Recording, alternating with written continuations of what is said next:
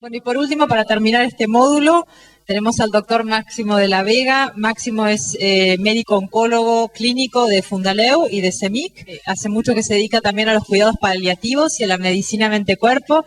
Es cofundador de Mindfulness en el año 2000, que hoy es una asociación civil, y es miembro de la comisión directiva de ASOI. Bueno, buenas tardes. Voy a tratar de no ser muy repetitivo porque algunas cosas que yo voy a mostrar ya las han dicho, así que voy a ver de qué manera puedo enfocar por ahí en otras cosas que tienen más que ver con el final de la vida, ¿no? Un lugar al que todos tarde o temprano vamos a llegar. Antes que nada les quería mostrar esta diapositiva, que si se fijan está pensada más que nada para modelos de psicología, pero probablemente la podamos extrapolar para el modelo de la atención de un paciente en fin de vida. Y si se fijan, la eficacia terapéutica está marcada por distintos factores. Uno de ellos es el modelo terapéutico o la técnica que utilicemos. Entonces, fíjense que de la eficacia terapéutica de cualquier tratamiento que yo utilice, parte de esta eficacia está dada por la técnica que utilice. Por ejemplo, si voy a tratar el dolor, seguramente parte de esa eficacia tiene que ver con la técnica, pero hay toda una parte, y que es mayor, si se fijan, que la técnica, que no tiene que ver con la técnica que utilice. Así que después vamos a entrar un poquito más en eso, pero la idea era no limitarme solamente a esto de la técnica.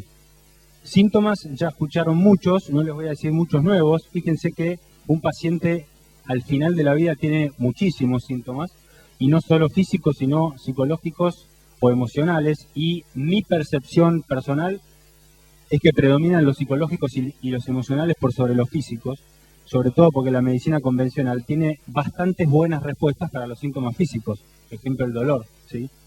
Es raro que la morfina no calme algún dolor, pero a veces los síntomas psicológicos o emocionales son más difíciles de tratar o de atender.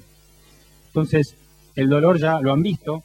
Un detalle no menor, fíjense, una vez que yo tuve mucho dolor, después empiezo a tener algo que se llama el miedo al dolor, que no es un tema menor. Y sobre todo aquellas personas que han tenido dolores crónicos, llega un momento que tienen más miedo que dolor. Con lo cual, del dolor paso a tener no solo dolor, sino miedo, sino que ahora más miedo que dolor. La falta de aire, las náuseas y los vómitos, la fatiga, la depresión, angustia, ansiedad, miedo. Y fíjense esto que no sé si se puede resumir con una frase, pero que es la sensación de falta de control. No sé si esto lo habrán escuchado, pero un paciente al final de la vida con muchos síntomas físicos, psicológicos, emocionales, lo que dice es: tengo sensación de que estoy en un auto, que el volante va para donde quiere, que no tengo frenos y que no sé qué va a pasar. Sensación que de por sí debe ser bastante desagradable, ¿no? Ahora fíjense que herramientas tenemos muchas, y ya muchas las mencionaron, así que no voy a detenerme demasiado, pero yo solamente puse 4 medicinas complementarias, entre ellas acupuntura, meditación, mindfulness como una meditación, no es la única, musicoterapia y masaje, pero por supuesto que hay un montón más, ¿sí? Ya habló Silvia mucho de acupuntura, Pablo también, solamente algunas cositas con respecto a la acupuntura en un paciente al final de su vida, ¿sí? De más está decir, ya han mostrado, hay un montón de trabajos randomizados, controlados, con todo lo que a los que hacemos medicina convencional nos gusta que tenga un trabajo científico, que muestran que la acupuntura sirve para el dolor, las náuseas, los vómitos, la serostomía, la disnea, la ansiedad. Esto ya lo hemos visto, me parece, no es ninguna novedad, ¿sí? Fíjense, es un muy buen complemento de la analgesia farmacológica. Estamos hablando de medicinas complementarias. Muchas veces uno ve que uno va escalando las dosis de analgésico en un paciente y el dolor no calma, o no calma como uno esperaría. Entonces, en ese sentido, muchas veces podemos reducir las dosis de opioides. Y nos suele pasar que no queremos darle opioides a un paciente porque se confunde, ¿sí? No sé si habrán visto alguna vez, o le da constipación, o una cantidad de síntomas que en general terminan siendo a veces peores que el dolor mismo. Fíjense, hay algo que es muy común, que por ahí lo han visto, que es el círculo vicioso de disnea, ansiedad, disnea. Yo tengo falta de aire y eso me pone ansioso. Y la ansiedad me genera más falta de aire. Y es un círculo vicioso que no termina nunca. Formas de romperlo hay muchas. Una de ellas, por ejemplo, es un ansiolítico, ¿sí? La acupuntura es una forma de romper con ese ciclo, que todo paciente que tiene, por ejemplo, un cáncer de pulmón o de cualquier lugar de la vía respiratoria y que sufre de disnea, sufre de este ciclo, ¿sí? Y fíjense por último que es una terapia de bajo riesgo llevada a cabo por alguien entrenado, es decir, prácticamente no tiene efectos secundarios, tomando algunos recaudos que cualquiera que haga acupuntura con pacientes al final de la vida debería conocer. En general no es una terapia que tenga efectos secundarios. Esta es una encuesta, miren, de acupuntura en cuidados paliativos en Canadá a 50 pacientes, en donde les preguntaron si les podría potencialmente interesar recibir acupuntura. Y la mayoría manifestó un interés en recibir acupuntura como tratamiento sintomático. La mayoría decía que había escuchado hablar de la acupuntura, que sabían que podía ser útil. Ahora, la pregunta es, ¿y por qué pensaban que podía ser útil? Y probablemente porque los tratamientos convencionales que todos conocemos ofrecen un alivio relativo. ¿Sí? Es decir, en algún punto a veces fallan. Y fíjense que acá es donde yo creo que fallan, y es que, no sé si llegan a ver de atrás, dolor y sufrimiento no son lo mismo. La morfina calma el dolor, pero difícilmente calma el sufrimiento. Entonces, es probable que las medicinas complementarias, como por ejemplo la acupuntura, apunten más al sufrimiento que al dolor. La práctica de mindfulness, por ejemplo, como técnica de meditación, no sé si todos saben lo que es mindfulness, hoy hubo una charla, pero entre las tantas formas que hay de definirlo, podemos decir que mindfulness se refiere a una práctica de meditación que cultiva la conciencia del momento presente. Si ustedes hablan con alguien que está en el final de su vida, que sabe que está en el final de su vida, lo tiene claro, entiende que probablemente en el transcurso de un mes o 2 meses se vaya a morir, en general dice, quieren vivir el momento presente. ¿Y por qué? Porque el pasado en general supuestamente era un momento mejor, porque no estaban en el final de su vida, y el futuro es la muerte. Con lo cual, nada mejor que vivir el momento presente, pero si se fijan, no es fácil vivir el momento presente. Solemos vivir todos en el pasado o en el futuro, con lo cual es una técnica que probablemente en esta circunstancia de la vida, y en realidad no en cualquier circunstancia de la vida, tiene muchos beneficios. Y fíjense que también mindfulness es una capacidad humana universal que promueve la claridad de pensamiento y la apertura del corazón.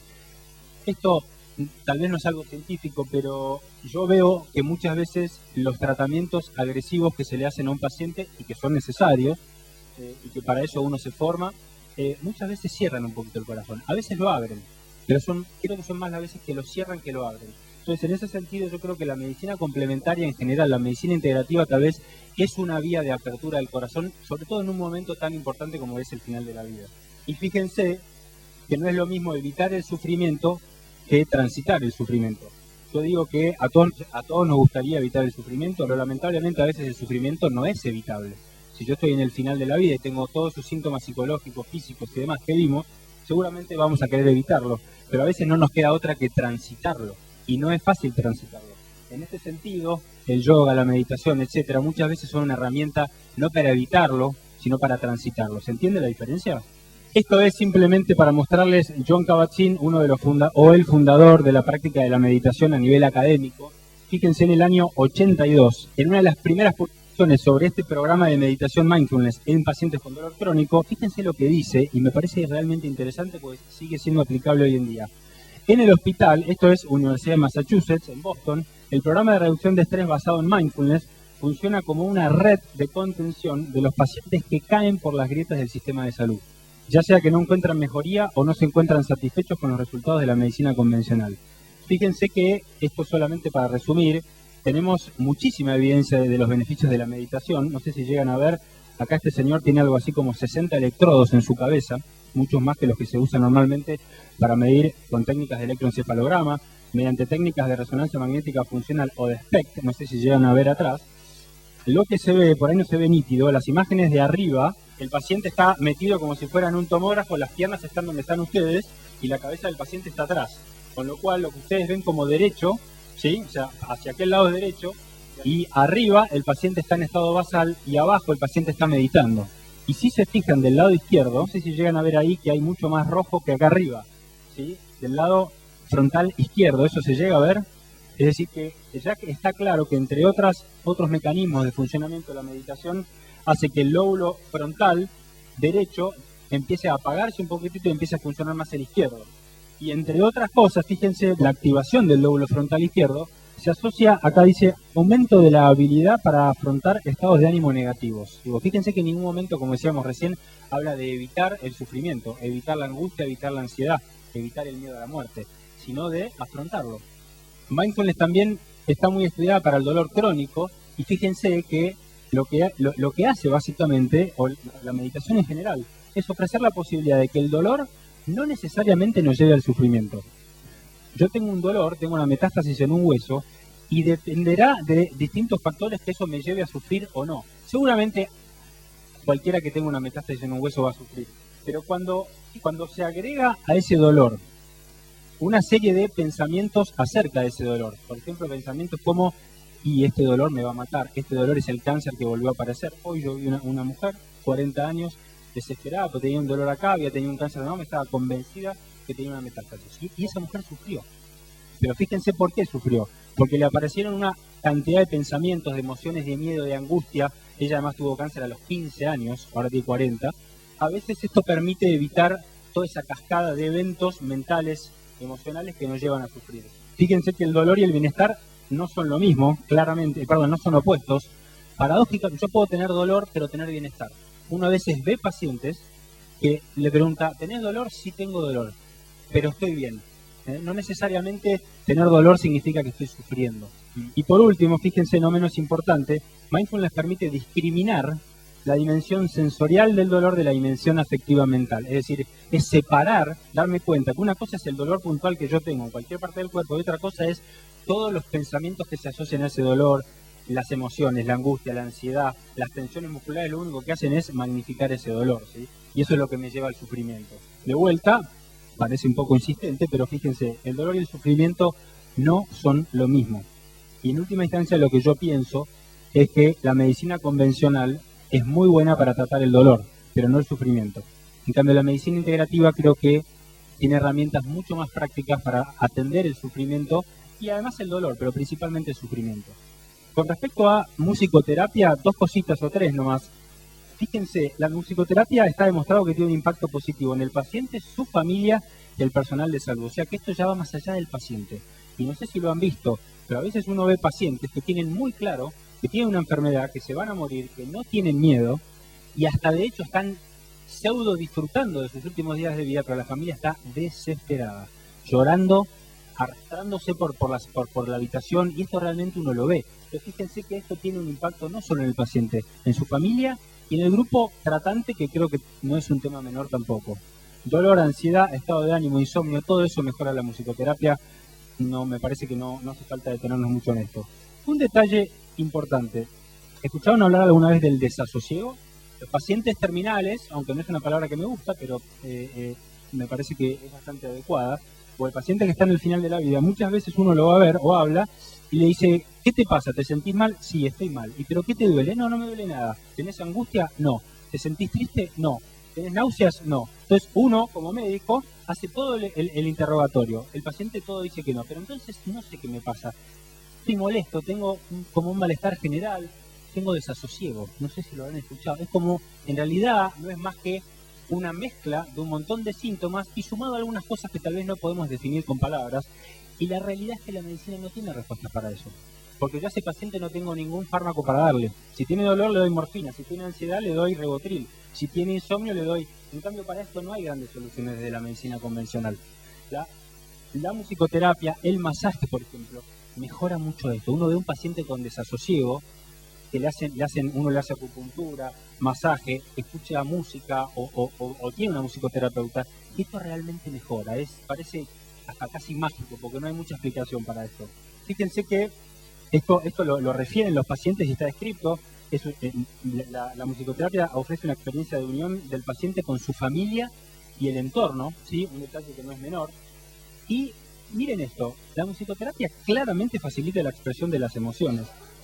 Y no es fácil a veces expresar las emociones, y menos en el final de la vida, ¿sí? Cuando uno le pregunta a un paciente, ¿pero hablaste con tu familia de esto? ¿Te despediste? ¿Lo han podido charlar? No, ¿cómo voy a hablar de esto? No, yo me tengo que callar la boca, que parezca que está todo bien, que no pasa nada, que estamos todos fantásticos. Y fíjense que nada más importante que expresar las emociones, porque expresar las emociones nos lleva a ¿qué?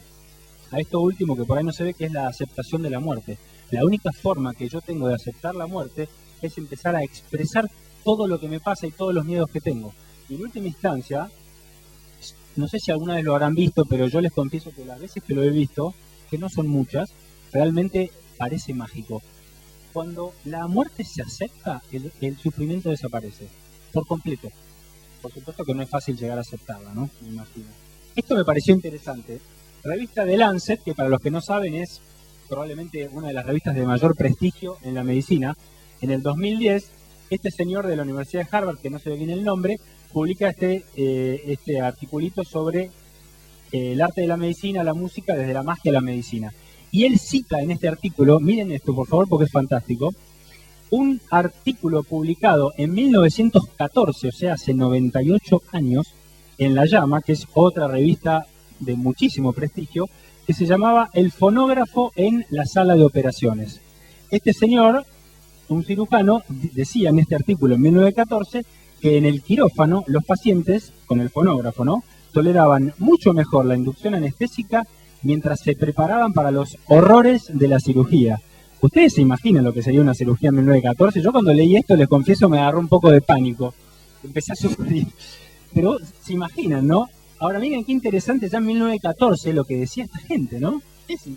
Estas son algunas experiencias, digamos, con masaje en cuidados paliativos.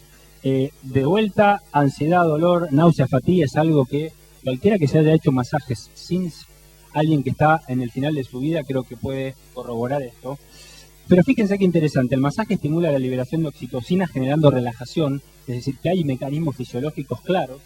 La oxitocina, entre otras cosas, facilita la conexión y la confianza entre seres humanos. Bien, y fíjense que promueve la sociabilidad.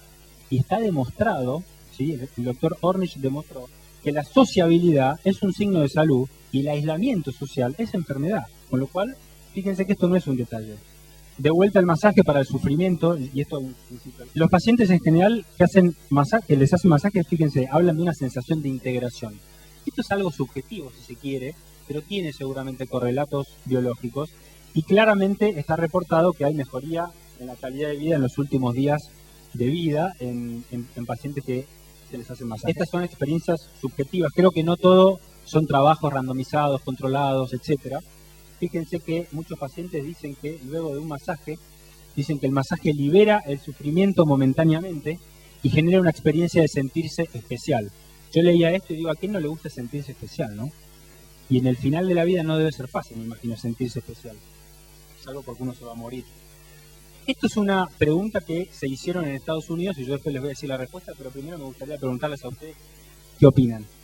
Supongamos que yo les doy, acá somos todos profesionales de la salud, no importa qué rama, y todos atendemos pacientes. Entonces yo les digo que a partir de mañana yo les voy a dar la posibilidad de que cuenten con un 50% más de atención para con sus pacientes, y cuando digo atención me refiero a presencia, a poder escuchar a sus pacientes, a realmente estar con ellos cuando están, ¿sí?, a eso me refiero con la atención, o un 50% más de técnicas. Es decir, que si yo, supongamos, manejo acupuntura y analgésicos para mis pacientes con cáncer, a partir de mañana tengo la opción de aumentar el 50% de las técnicas disponibles que tengo o mi capacidad de atención.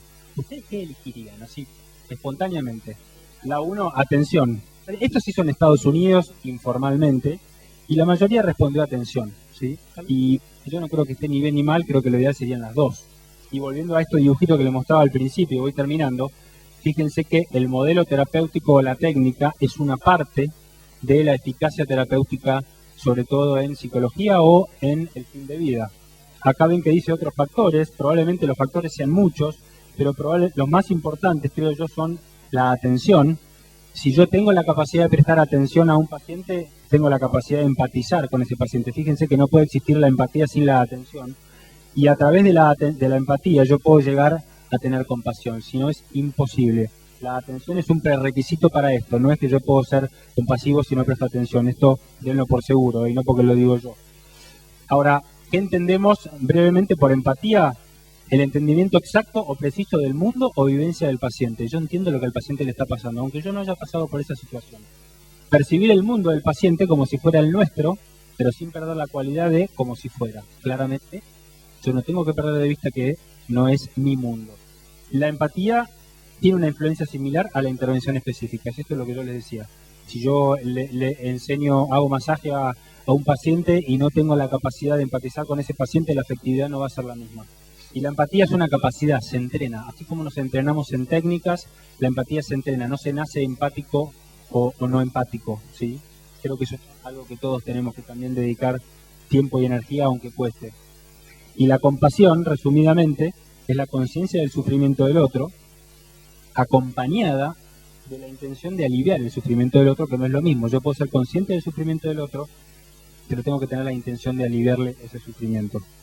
Y para terminar, cierro con esto. Esta es una definición de medicina integrativa que me pareció muy, pero muy apropiada, publicada en el 2002 en una revista muy prestigiosa de medicina, y dice que la combinación de la medicina complementaria con la medicina convencional no es medicina integrativa.